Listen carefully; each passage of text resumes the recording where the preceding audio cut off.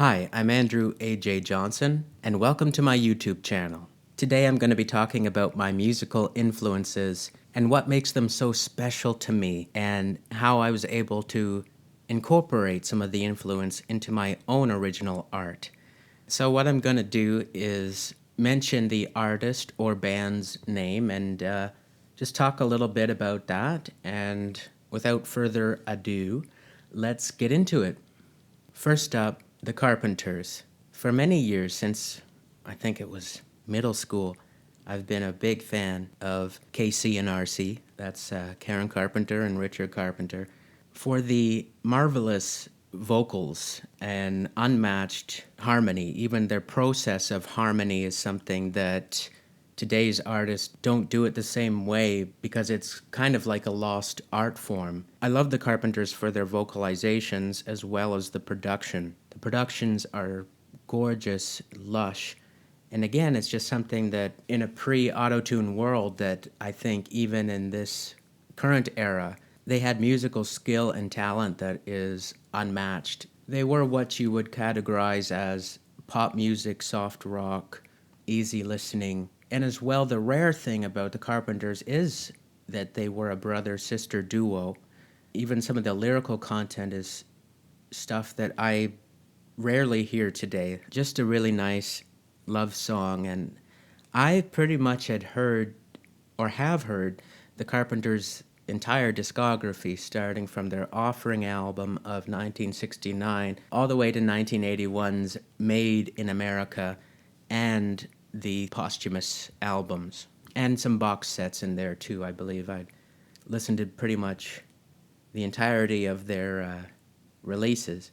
And for me, I mean, growing up in a small town, being a different kind of person, it was really nice to have the soothing, intimate quality of Karen Carpenter's voice to listen to. And listening to the Carpenters, it was like a resource for me. It was like therapy for me. I became a huge fan, and to this day, I still love the Carpenters' music and the song selections they made, which they made very wonderful song selections. In some ways, I do understand that they still are plagued by the goody four shoes image that they had. In some ways, I think that image problem they had has changed, and there are fan groups that view the Carpenters in a different way and truly appreciate not only what the Carpenters were able to achieve while Karen Carpenter was alive. Unfortunately, she passed away in 1983 due to complications from anorexia nervosa. Even after Karen's death, I think there were new waves of Carpenters fans, and throughout the early 2000s and the 2010s, like with their Royal Philharmonic Orchestra album, I think there had been renewed interest. And for me, the Carpenter songs, so many of them, certainly off of their singles album, there's just so many timeless songs, beautiful songs. But again, it's not only the singing and the writing, which as well is brilliant. Richard with his writing partner, John Bettis. It's the production of it, the innovation of the overdubbed vocal sound that I think we take for granted now. But I mean, the Carpenters were early pioneers in the kind of pop sounds that are very commonplace now, or at least they were. maybe like early 2000s, maybe it was still like that. I mean, now I don't know if it's as prevalent to have some of those close harmony sounds. Richard Carpenter, for me, he's up there as one of the all-time greatest music producers. I appreciate the very heartfelt, warm, I suppose you could say a little more gentle approach to music making, and understanding more of the nuance in it. For me, it's a very enjoyable experience to listen to the Carpenters, and as an artist, I mean, I can only dream of writing anything as beautiful as that. The art of creating a beautiful song and creating beautiful vocals is something I would think of as a bit of a lost art. The Carpenters had and still have a lot to teach in that area of things, of creating a really beautiful sound. And for me, that's just something that I want to bring into my music if I can, come anywhere close to that sense of almost relaxation and intimacy with the vocal, because, Richard is very famous for really turning the vocal up so you can hear what the lead vocalist is saying. So there are a lot of artists where they can be buried in underneath the music, or you can't really understand what they're saying. And I think just kind of having that one-on-one connection with an artist is important, especially in this day and age. Is probably even more important than it was in the 70s, 80s, or 90s. I think that people want that up close and personal feeling. The second artist I want to talk about is Michael Jackson. Where do I begin? Where do I begin on Michael Jackson? I've been a long-time fan of Michael Jackson, probably predates when I became a fan of the Carpenters. So this is like, as a child, I listened to the Jackson 5. I was a child in the 90s, early 2000s, but I had an ear for a lot of that older material, and I was quite taken with the Jackson 5 as well as Michael Jackson's solo career. By the time I would have been able to remember stuff, I guess that would have been around the time he had put out Blood on the Dance Floor and Invincible.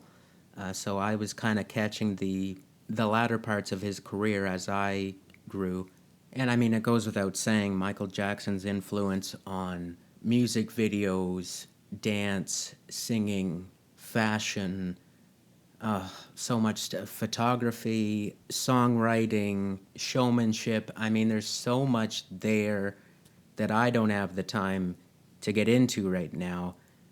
But Michael Jackson meant an enormous deal to me in my life. I think just being who I am, there was a sense that I could kind of relate to him being considered a different person, a quote-unquote weird person, somebody that has a talent that you just keep wanting to tell them to keep doing the thing that they do over and over again. And I guess there's a part of his life, his complicated life, his tragic life that I could understand. And from my view, I definitely agree that he did inappropriate things in his career. I don't think he was a criminal. That's my view based on evidence available about the FBI investigation that was done on him for probably a decade, and of course the trial that he went through, and so many other things that, to me, it points in the direction of a man that was very misunderstood and taken advantage of. I understand that's a controversial position to hold these days. Just the way that I always grew up listening to him. I very much recall being in middle school as he was going through all the allegations, and it wasn't easy being a Michael Jackson fan at that time, I'll admit. He was celebrated, for up until all the resurfacing of that stuff. And well, throughout the rest of his life, I think he was one of the most bullied people on the planet. I do believe he was an incredibly sensitive person, and he cared.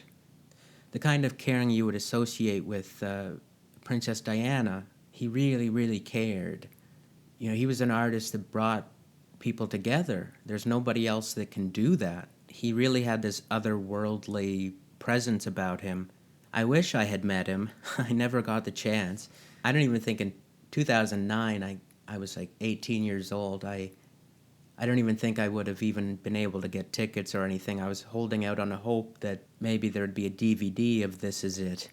Unfortunately, the one I ended up getting wasn't the one I really wanted. To this very day, I still miss him, almost like I, like you'd miss a friend almost. Because for me, like the Carpenters, Michael is up there as an artist that I felt he was there for me in some of the worst moments of my life. Like, I remember listening to Stranger in Moscow as a teenager, just bawling my eyes out. And Stranger in Moscow was a song that just made me feel like I wasn't alone. And he had such this unique style that, like, a song like Stranger in Moscow is something you can't even pinpoint as a genre. It's its own thing, with the way he could sing rhythmically and make mouth sounds and beatboxing and all of that.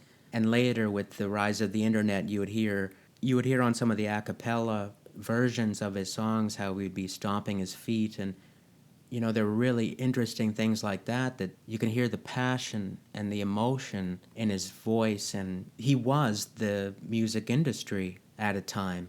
I mean, I don't have to say too much, right? I mean, I'm talking about Michael Jackson. I just adore each of his albums, from Off the Wall, Thriller, Bad, Dangerous. History is one of my all-time favorite albums.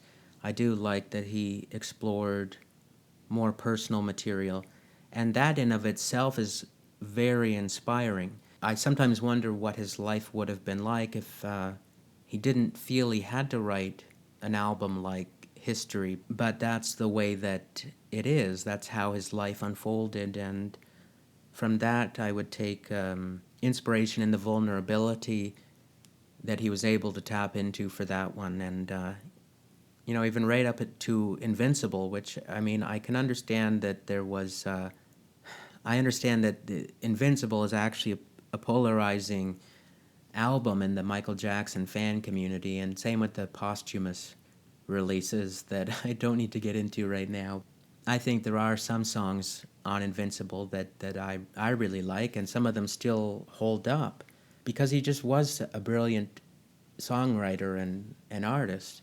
At that time, there was a lot of insanity going on in his life, and I think, like anybody in the music business or the entertainment industry, when you're going through stuff, it shows in your music, right? It just, you could hear it when he's going through his stuff on History, and in Invincible, they were very deeply personal albums. But for me, I think that there's a certain freedom I hear from Michael Jackson, and that there's a distinct quality about who he was, how he sounded, how he moved, that there's no one in the world like him. I mean, there's people like myself that try to imitate him in my art. For sure, I've drawn inspiration from him in some of the noises I've wanted to make on my music and acting and stuff. Because he was such an infectious personality, even though I would agree that the Michael Jackson that the public saw was a persona. Michael Jackson, he was just like a regular father, or like a, somebody's son, somebody's brother, But I grew up admiring him, and I don't. It's been hard for me to think that I would have to let go of Michael Jackson and his art. I don't think that's what I want to do or have wanted to do. I think for the rest of my life, anyways, I'm going to appreciate what he did for the music industry and for humanitarian efforts. I think over the years, the humanitarian part has been forgotten and glossed over. I mean, if you think of We Are the World, Heal the World, What More Can I Give, these types of songs, I mean, that Cry, I suppose that was another one that's like that. That's his heart. That's who he is. He meant a great deal to not just millions, but billions of people, because he really had that reach where people in the most rural, remote villages on the planet know his name. That's how you know he was unlike anybody else, right? Part of the tragedy of his life was that he was consumed entirely by fame, and you can't separate the man from fame, and ultimately played a part in why he's no longer here. Because of his fame, he had this completely unusual circumstance in his death. It's just kind of like how he lived. Of course, he would go out in the way that he did, something that nobody would ever even dream. Of course, he would. And I was very, very sad by that.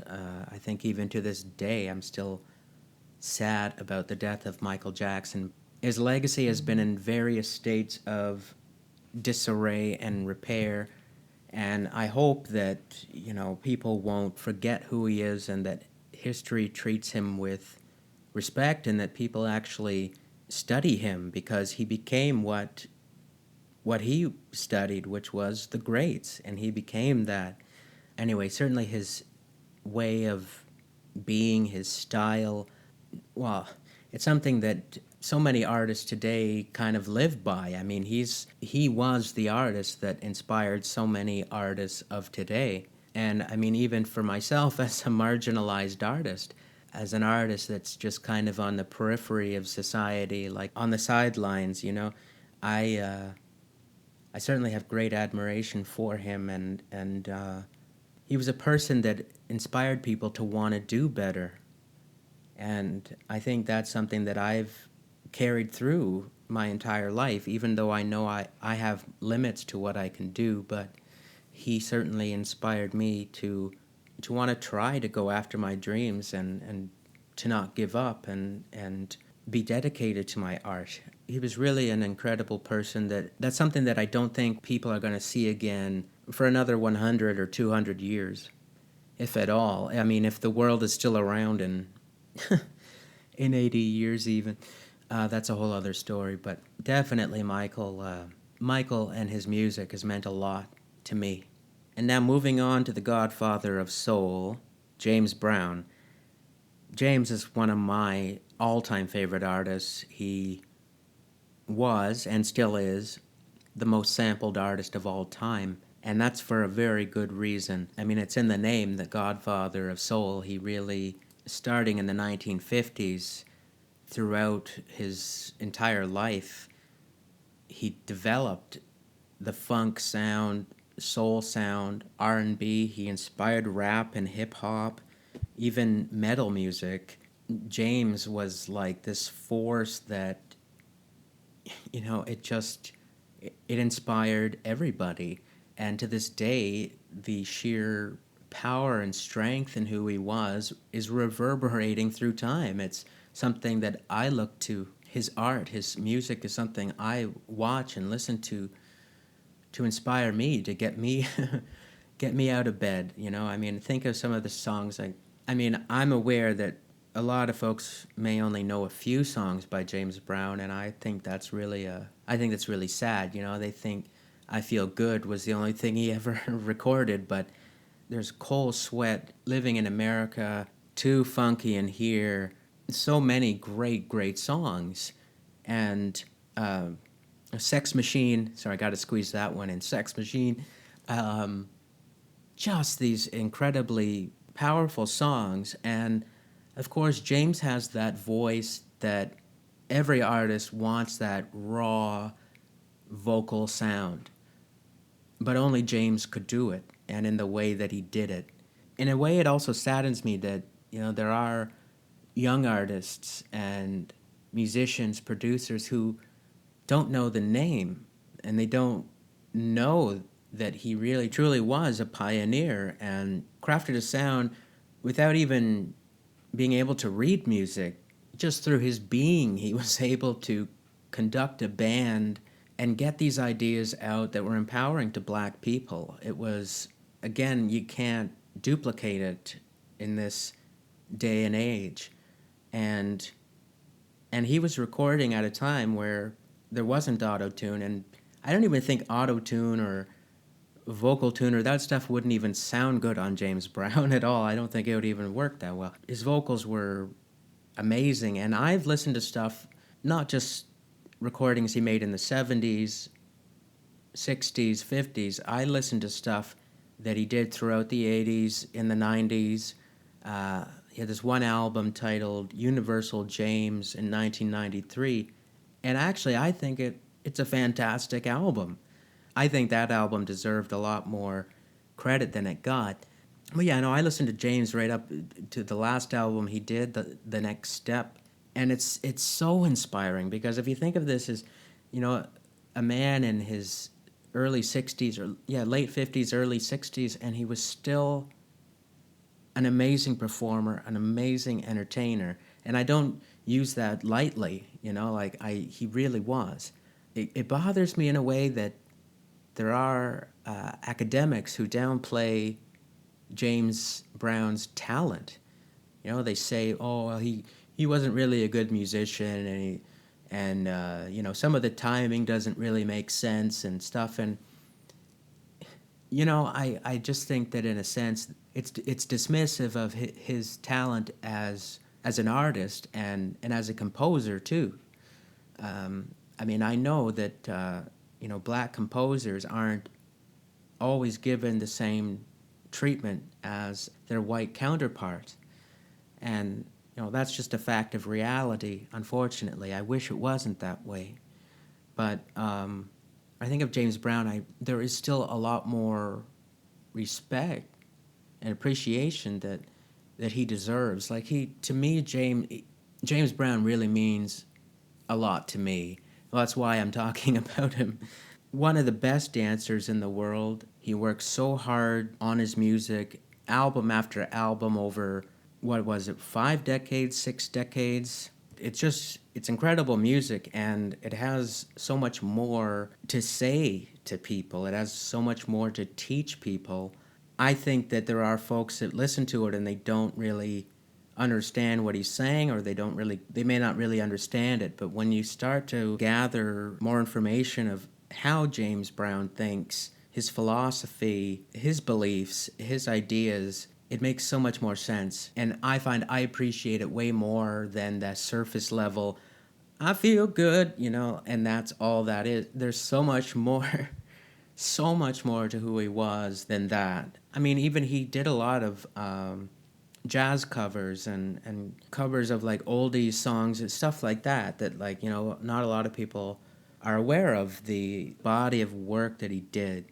But I'm very much a James Brown fan, and he's certainly had an influence on me. I mean, if you're listening to my previous mention of Michael Jackson, James Brown had an enormous influence on Michael Jackson and so many other artists. So, for a small artist such as myself, the influence is far-reaching. Definitely an artist worth talking about and getting into the importance of who he was, what he did, and how he lived.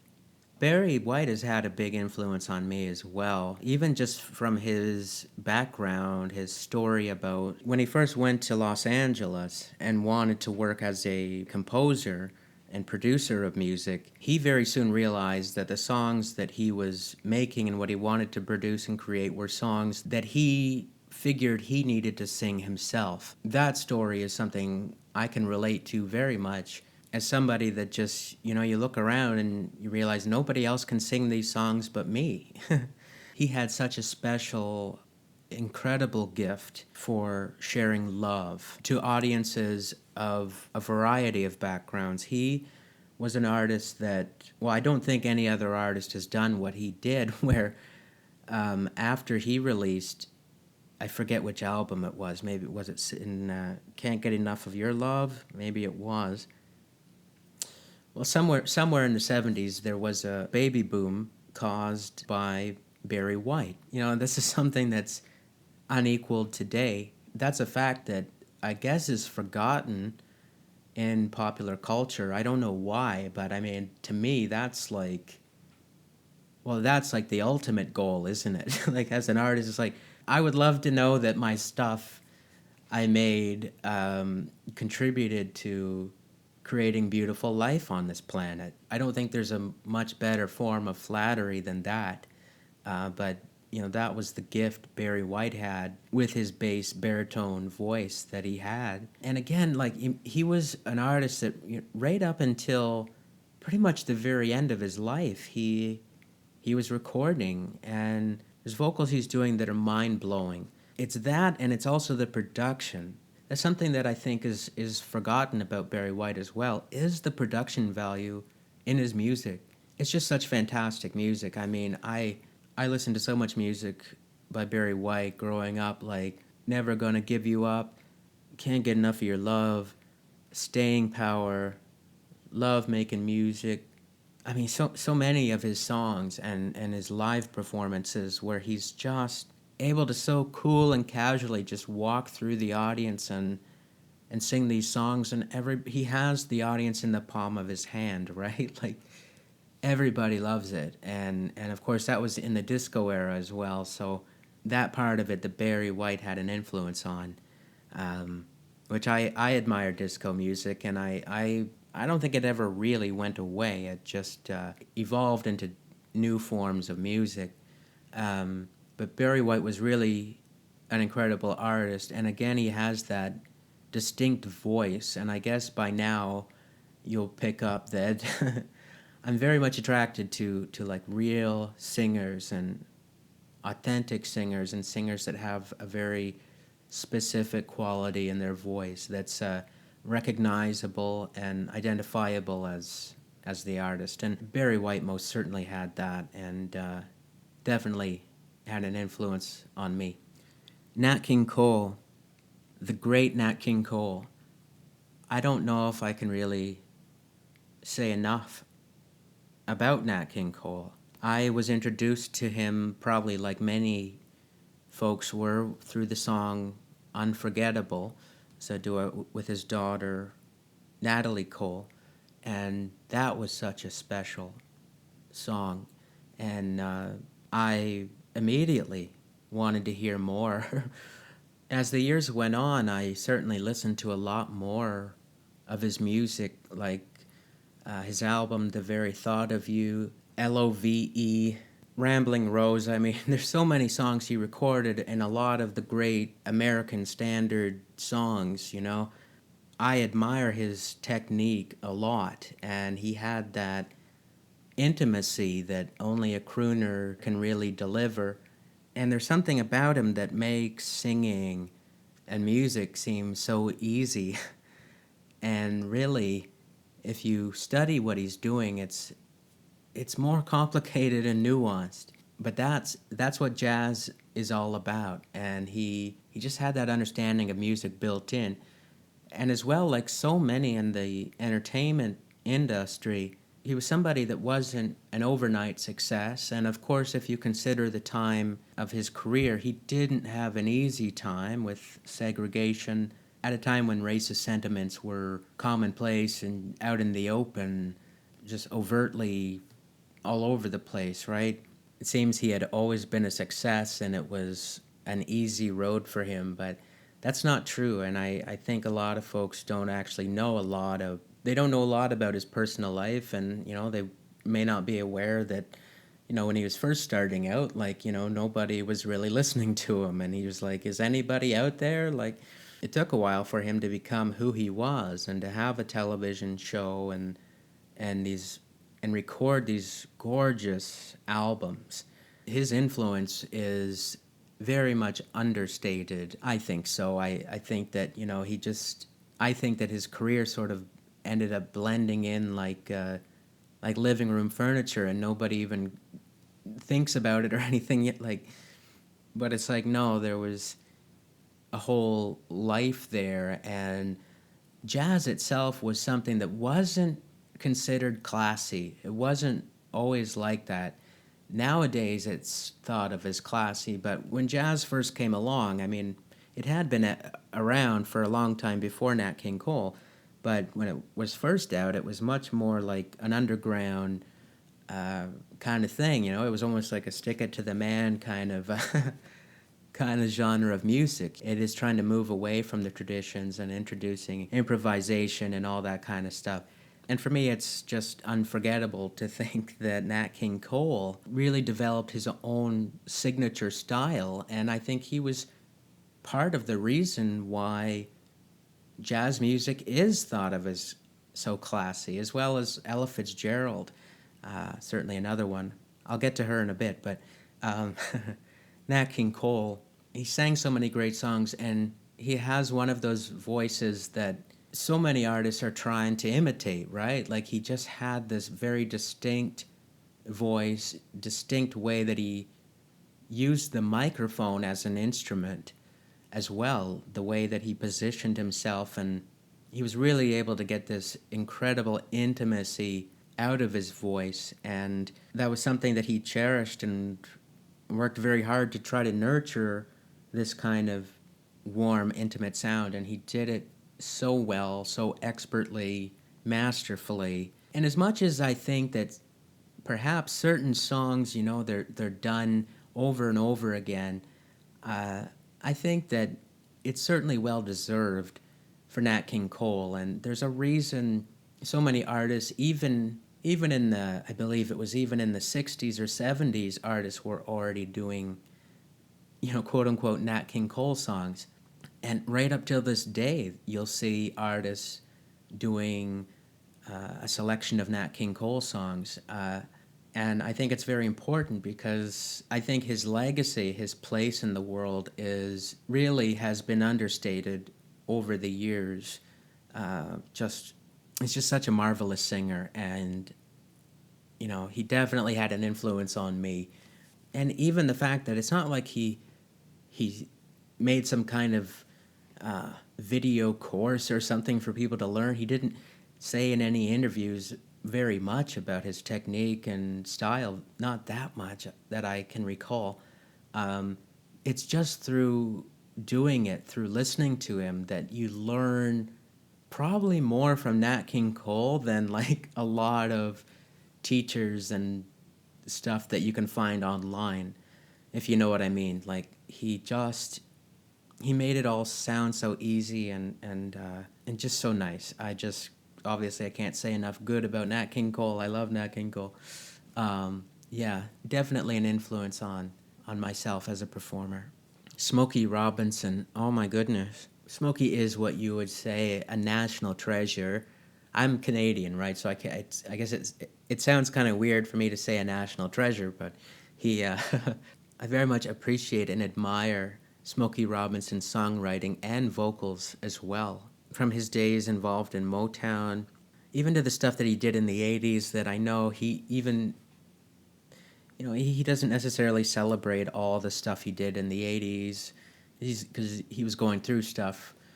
But like, right up through the '80s, '90s, and 2000s, like he had this album, As Time Flies, I believe it's called, and this wonderful song, Love Bath. It's just so fun, and it's just such a great song. And he, even in the '80s, like there's this one he did called Hanging On by a Thread. It's one of my absolute favorites by Smokey Robinson.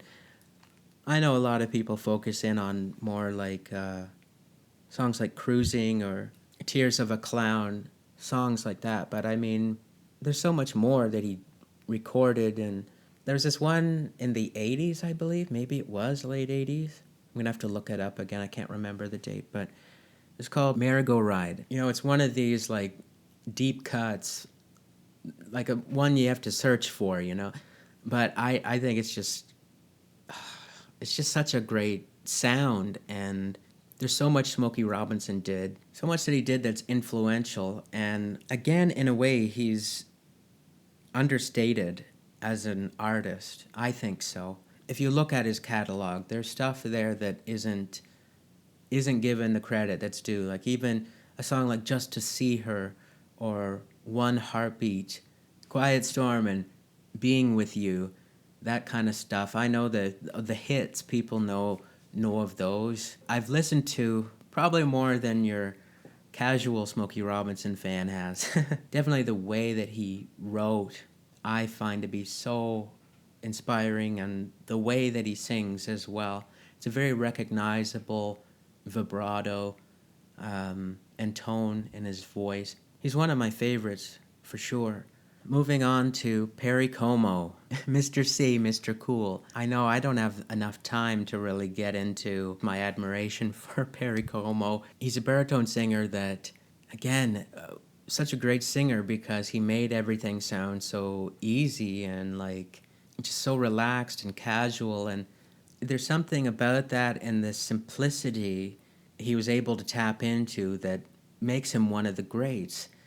He is undoubtedly one of the greats, and he's not enlisted necessarily as one of the best singers of all time, but I would rank him a lot higher than other artists or commentators or whatever. I would rank him a lot higher than he normally gets ranked.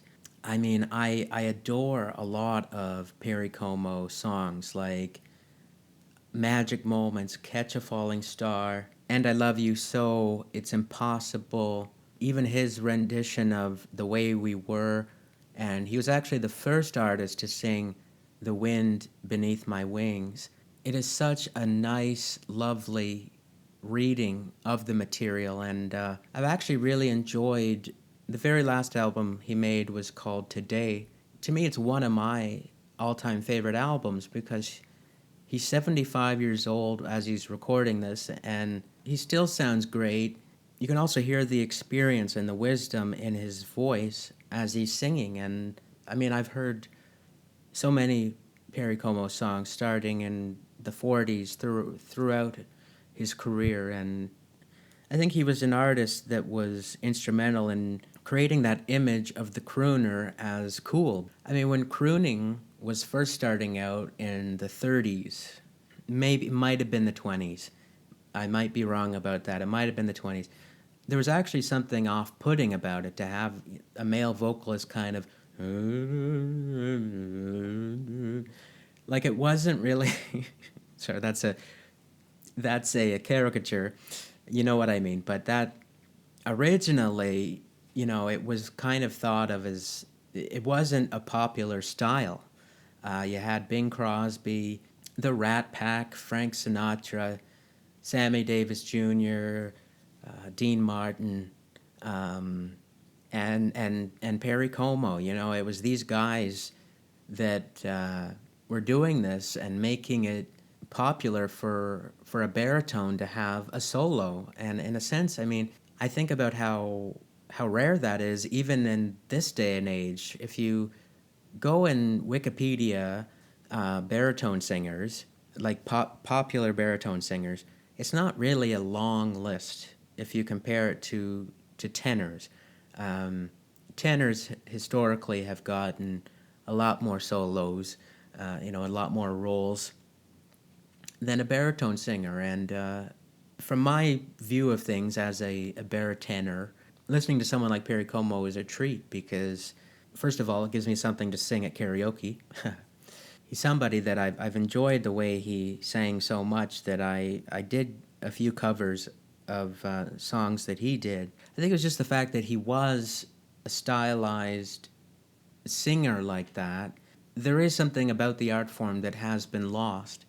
And so to me, having that very easy, free feeling, I think he's an artist that's a good example of good singing technique over the course of a lifetime because, like I say, an album he did at 75, to my ears, still sounds really good.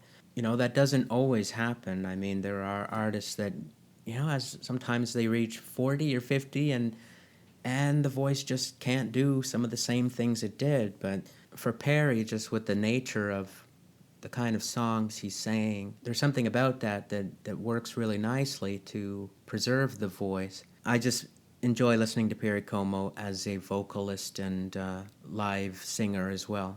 Just very nice music. Boswell Sisters. Well, I'll try and keep this one short. How I got into the Boswell Sisters, I'm trying to think how that even happened. I was certainly somewhere in my early 20s. I know I had listened to quite a lot by the Boswell Sisters, that a trio from the 1930s that had a big influence on the Andrews Sisters, which a lot of folks, I think, are a lot more familiar with the work of the Andrews Sisters, but it's really the Boswell Sisters that were that kind of created that whole three-part harmony sound only because they couldn't find a fourth member. And I think that's such a cool story, by the way, that they couldn't find somebody else to do it, so they just went ahead as a trio. And the Boswell Sisters sang so many jazz songs that they're actually so complex that when you listen to it, I mean, there's such good musicianship, and there's also this weird feature they had of an almost telepathy with each other, where they just seemed to know where each other was going. And the recordings back in the 30s, they didn't have the luxury of doing take after take, right? So they had to get into the studio and just do these songs. When you listen to it, you're like, how are they doing this? You know, there's something about it that to this day, you can have somebody like me listening to it and really appreciating it. It's like, it's also that the Boswell sisters were never accepted in their day. They were doing singing and music in a way that it wasn't popular, and people criticized them because, you know, they say, oh, the Boswell sisters, they're always mixing up the melody, and they keep mixing up the time signatures and stuff. And there were traditionalists that would get upset at them for that. I think listening to it now, I mean, something like that is it's very tame in comparison to complaints about music these days. But at that time, just the fact that they were improvising and doing scat singing, which is what it was called, scat singing, that was the controversy at that time. I'm drawn to the music of the Boswell sisters because they were doing things differently. And just that they were marvelous singers and really good musicians, and they worked with good musicians. I can listen to some of those mono recordings and I can just think, wow, like it's really cool stuff. I mean, that's because I'm a music admirer. You know, they're a vocal group that through time their influence has been lost, but as it stands for me, it's not lost on me.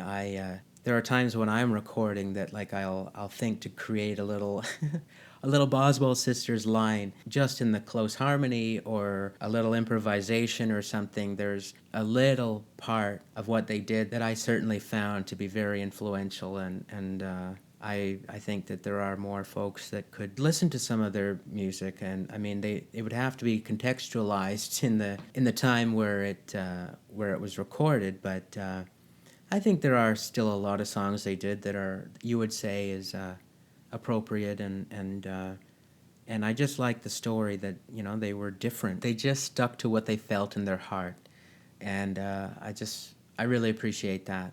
Ella Fitzgerald, I mean, where do you begin? I mean, it's just, you know, the first lady of song is Ella Fitzgerald. She sang every great song that there ever was, and such a sensitive soul, and also courageous in who she was. For me, listening to a song that she recorded, Mac the Knife, she won a Grammy for, the way she improvised it is just it's such a master level of performing and vocalization. And in a number of songs she did, How High the Moon, I Got Rhythm, Someone to Watch Over Me. And I mean, again, Ella is an artist that right up until she was in her elder years, she was recording and singing. And to me, there's something so inspiring about that. Again, I can learn more from listening to Ella Fitzgerald's albums in the 80s than so many teachers or instructors out here on the internet trying to tell you what to do. I mean,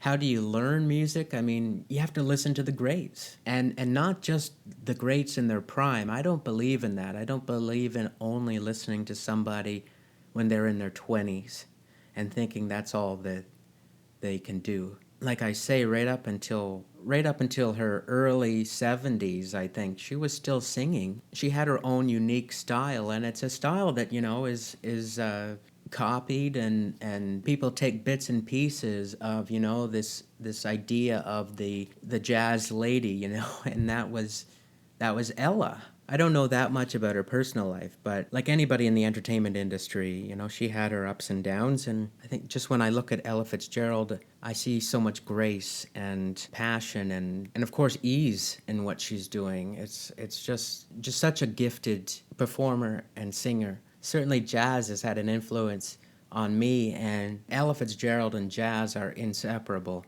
So of course, you know, she's one of my influences. Okay, I guess I'll do a few more here.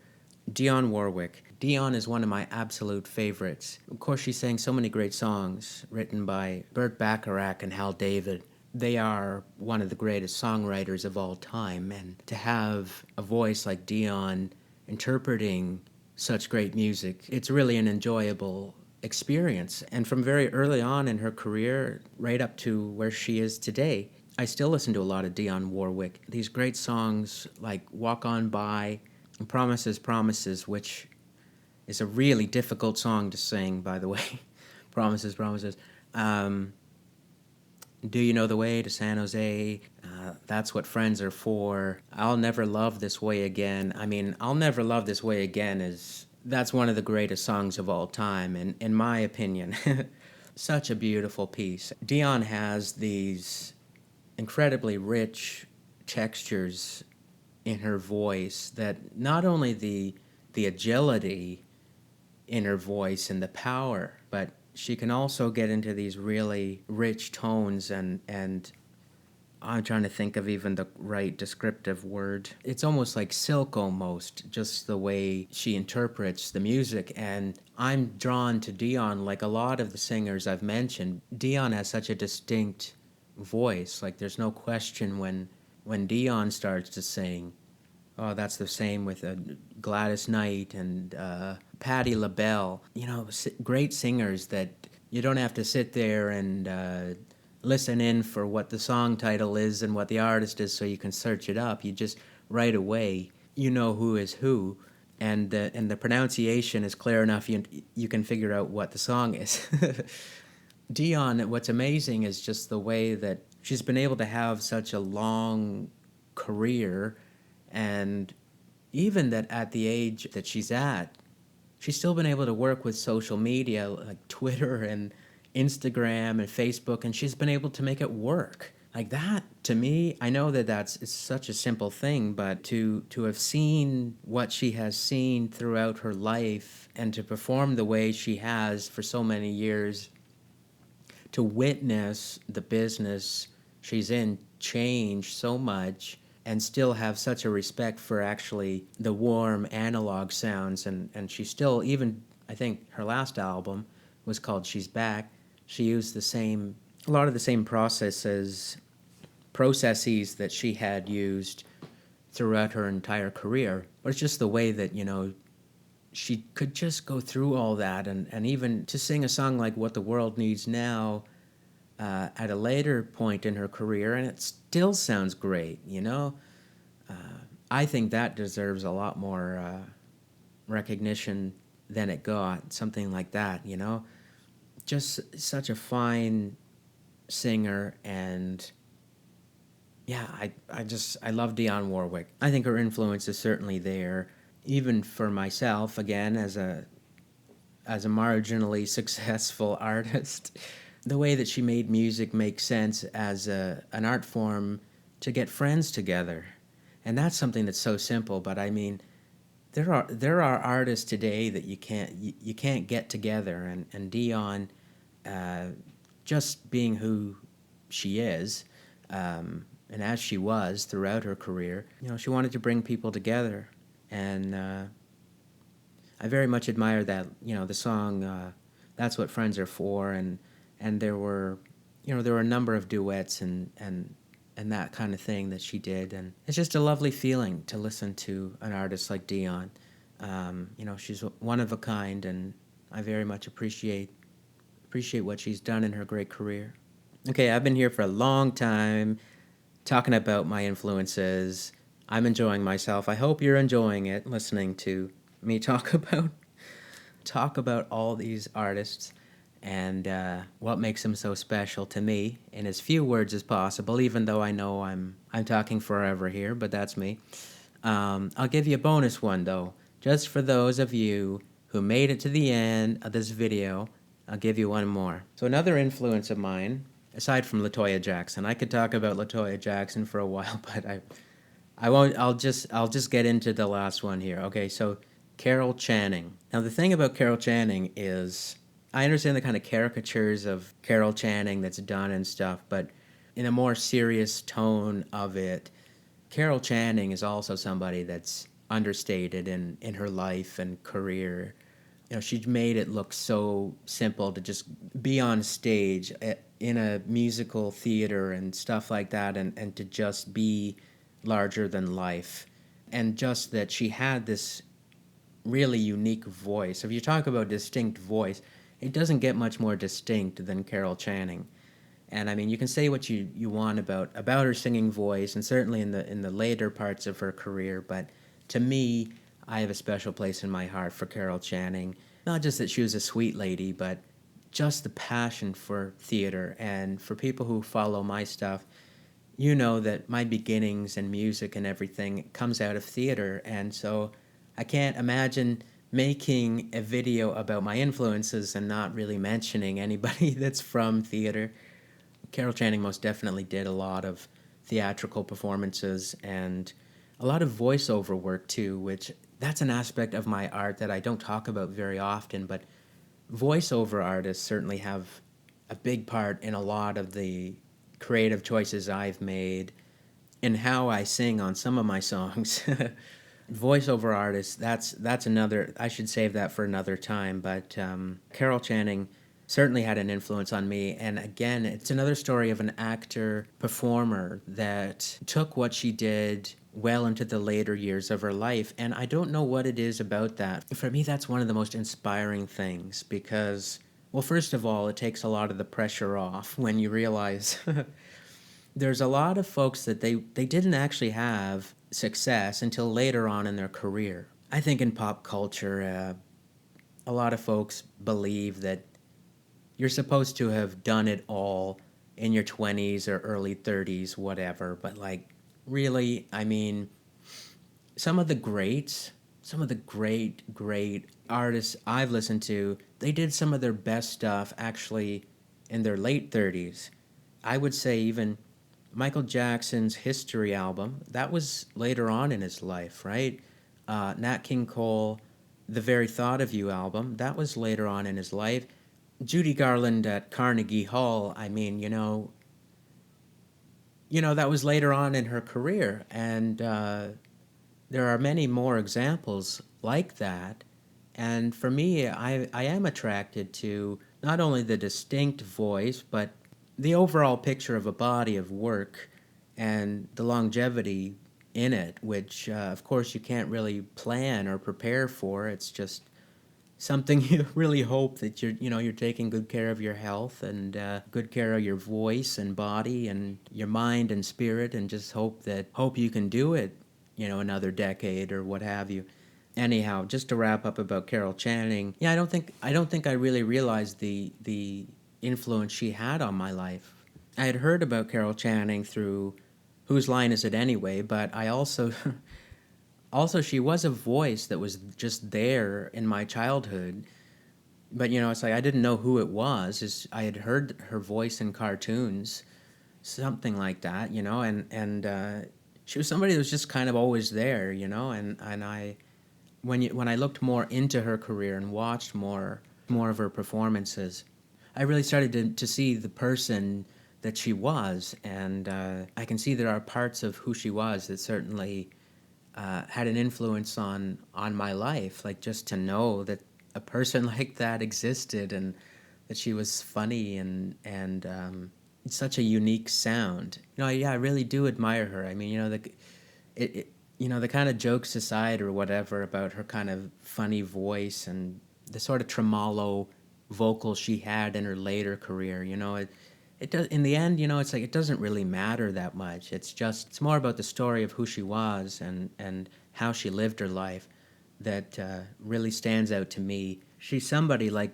throughout this list I've mentioned, is a source of inspiration, and it's the stuff that when I sit and think about it, that's the kind of stuff that keeps me going. Just to know that something like that's possible, to do what you love to do over the course of your life, and that what you're doing, maybe you don't know it, but that something you're doing has a positive impact on another person, or something you're doing, maybe it's thought-provoking, or it's a source of escapism, and just, a healthy distraction or coping method. I think those aspects in music are so integral to what it is. And yeah, in the area of inspirational work, I think Carol Channing did a really wonderful job at doing what she did.